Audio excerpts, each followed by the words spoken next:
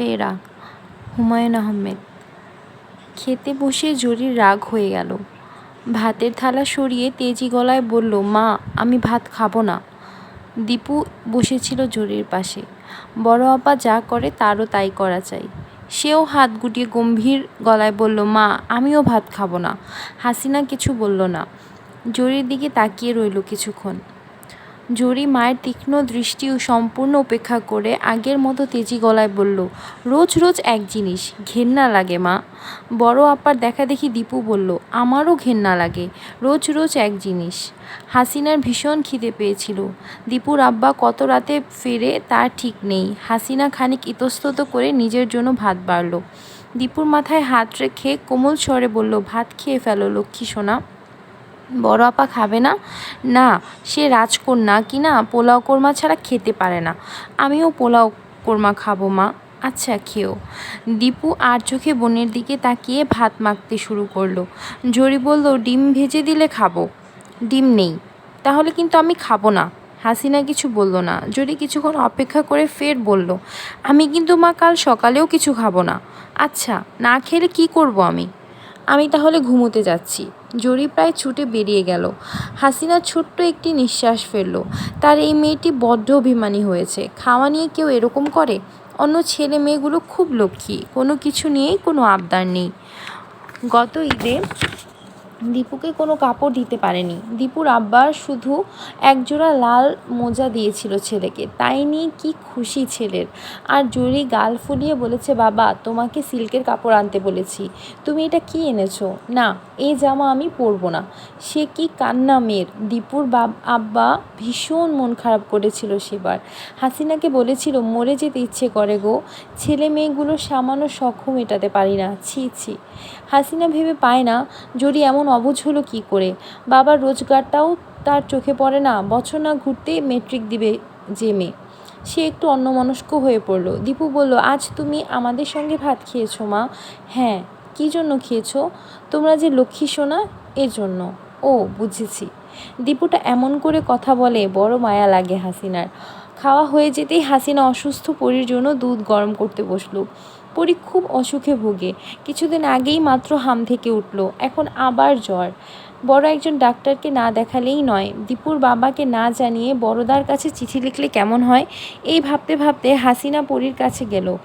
পরী মাকে দেখেই বলল, একটু ভাত খাবো মা, কাঁচামরিচ দিয়ে ঝাল করে। কাল খেও মানিক। না মা, আজ খাবো, অল্প মাত্র 3 লোকমা।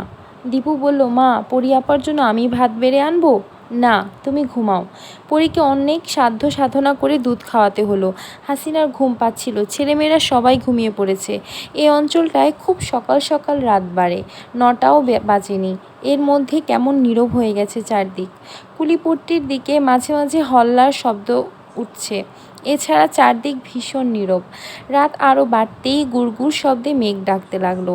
বিজলি চমকাতে লাগলো ঘন ঘন। আজ সারা দিন খুব গুমোট গিয়েছে। ঝড়-টর হবে কিনা কে জানে। ঝিঝি ডাকছে। মেঘের ডাক আর ঝিঝির শব্দ, এই দুই মিলিয়ে কেমন অদ্ভুত লাগছে। হাসিনা জেগে জেগে ঝিঝির ডাক শুনতে লাগলো। দীপুর বাবা এলো ঠিক ঝড় আসার আগে আগে। আর একটু দেরি হলে ভিজে চুপসে যেত। সে এসে ঘরে ঢুকেছে, অমনি ঝরঝরিয়ে বৃষ্টি, দমকা বাতাস। হাসিনা বলল, আর কিছুক্ষণ পরে এলেই গোসল সেরে আসতে পারতে।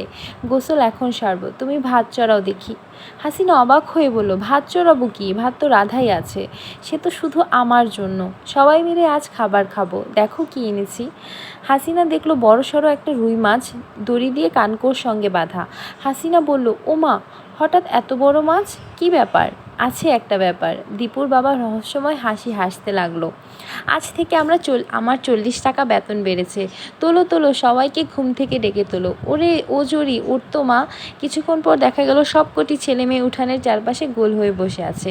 অসুস্থ শরীরে পরীও উঠে এসে বাবার গায়ে হেলান দিয়ে বসেছে। দীপু বসেছে তার বাবার কোলে। পরী বলল, আমি কিন্তু তোমাদের সঙ্গে ভাত খাবো বাবা। আচ্ছা, খাবি। দীপু বলল, আমরা আজ 2বার করে খাবো, তাই না বাবা? হ্যাঁ। 2বার করে কেন খাবো বাবা? বড় মাছ এনেছি তো, তাই, সেই জন্যে। ও, বুঝেছি। জুরি মাছ ভেজে ভেজে থালায় রাখছিল। আনন্দে তার চোখ ঝলমল করছে। সে বলল, রোজ এরকম বড় মাছ হলে বেশ হয়, তাই না বাবা? আমার জুরির মা তাহলে খুব খুশি হয়। পরি বলল, রঞ্জু মামা কত বছর এর চেয়ে বড় একটা মাছ এনেছিল না মা? সেটা আরও কত বড়। তোর বাবা একবার একটা চিতল মাছ এনেছিল, মাপ দিয়ে দেখেছি, আমার চেয়েও লম্বা। দীপু চোখ কপালে তুলে বলল, তুমি ভয় পেয়েছিলে তাই না মা? হেসে উঠল সবাই। ভাত তখনও হয়নি, কাজেই অনেকক্ষণ ধরে মাছ মারার গল্প হতে থাকলো। দীপুর বাবা একসময় জিজ্ঞাসা করলেন, সবচেয়ে বড় মাছের কী নাম দীপু? চিতল মাছ বাবা। জরি বলল, দূর বোকা, তিমি মাছ। রাত বাড়তেই থাকলো, খাওয়া দাওয়া অনেক আগেই সারা হয়েছে, তবু ছেলেমেয়েরা বাবাকে ঘিরে বসে রয়েছে। সামান্য সব কথায় হা হা করে হেসে উঠছে। বাসন কাসন কলতলায় রাখতে গিয়ে হাসিনা অবাক হয়ে দেখে মেঘ কেটে অপরূপ জ্যোৎস্না উঠেছে। বৃষ্টি ভেজা গাছপালায় ফুটফুটে জ্যোৎস্না। সে অবাক হয়ে তাকিয়ে থাকে সেদিকে, অকারণেই তার চোখে জল এসে যায়। ধন্যবাদ।